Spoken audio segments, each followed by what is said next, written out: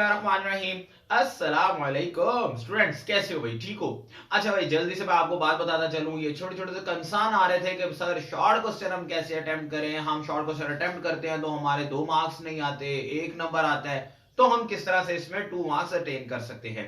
भाई देखो, सिंपल सा फॉर्मूला है, और वो फॉर्मूला ये है कि अगर आपको कोई शॉर्ट क्वेश्चन आता है, चाहे वो फिजिक्स के पेपर का है, चाहे वो केमिस्ट्री के पेपर का है, चाहे वो बायोलॉजी है, कोई भी साइंस सब्जेक्ट में जब भी शॉर्ट क्वेश्चन आता है, आप लोग क्या करते हो? सिंपल सी एक डेफिनेशन लिख के फारग हो जाते हो, या अगर कोई रीजन पूछी हुई है एक शॉर्ट सी रीजन दोगे और भाई आप समझते हो कि आपका काम हो गया खत्म। यहां पे आपका काम खत्म नहीं होता, यहां पे तो काम शुरू होता है। असल में एग्जामिनर जो होता है या जो भी पेपर चेकर होता है, वो जब पेपर को चेक करता है उसे सिर्फ एक चीज मिलेगी तो भाई एक ही नंबर मिलेगा। सिंपल सी बात है। क्यों जी? खाना शाना खाते हो तो जब तक साथ रायता ना हो, सलाद ना हो, कोई इस तरह की बोतल शोटल ना हो, भाई पूरे नंबर खाने वाले को भी नहीं मिलते। तो अगर आप शॉर्ट क्वेश्चन में पूरे नंबर लेना चाहते हो तो भाई ये कुछ छोटी सी स्कीम लिखी है, पसंद आए तो इसको फॉलो कर लेना। अब देखो क्या है भाई, आपको कोई शॉर्ट क्वेश्चन आ गया, 2 नंबर उसमें आपने लेने हैं।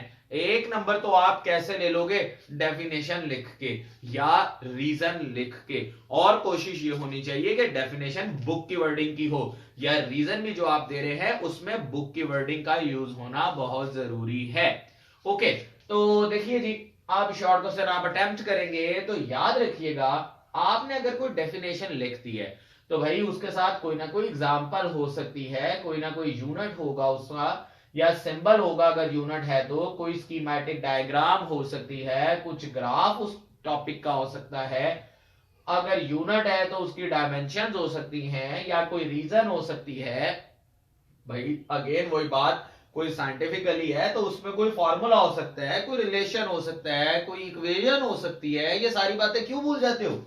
अदर देन देखो, डेफिनेशन है, समटाइम कोई स्कीमेटिक डेफिनेशन भी होती है हमारे पास, जिसको आप डायग्राम के थ्रू स्टडी कर रहे होते हो, या जो यूनिट है उस यूनिट की भी समटाइम डेफिनेशन होती है, और फिर यूनिट डेफिनेशन जो है उसका भी सिंबल होता है, कोई कोई रिलेशन होता है, कोई फॉर्मूला होता है। भाई बहुत सारी चीजें होती हैं। तो आप देखो, आपने 1 नंबर तो कैसे अटेन कर लेना है? डेफिनेशन या रीजन वगैरह देकर, सिंपल सी बात है। बट दूसरा नंबर कैसे अटेन करोगे? इन सारी बातों में से क्या कोई बात तो आती होगी, या कोई भी नहीं आ रही होती आपको? भाई कोई तो आएगी ना, वो भी साथ लिख दो। देखो सिंपल सी बात है, आपने एक डेफिनेशन लिखी है, आपको उसका यूनिट पता है, आपको उसका सिंबल पता है, आपको उसके बारे में एग्जांपल पता है, तो भाई इन बातों को दिल में क्यों रखते हो?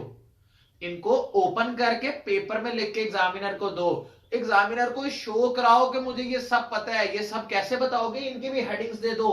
भाई एक शॉर्ट क्वेश्चन है, 2 नंबर का है, जरा खुद सोचो, अगर एक एग्जामिनर को वो चेक करते हुए उसमें 4 हेडिंग्स मिल जाती हैं, भले ही वो 4 हेडिंग कौन सी हो, डेफिनेशन, एग्जांपल, यूनिट, सिंबल, ये चारों बातें आप एक लाइन में भी लिख सकते थे, मजा नहीं आना था।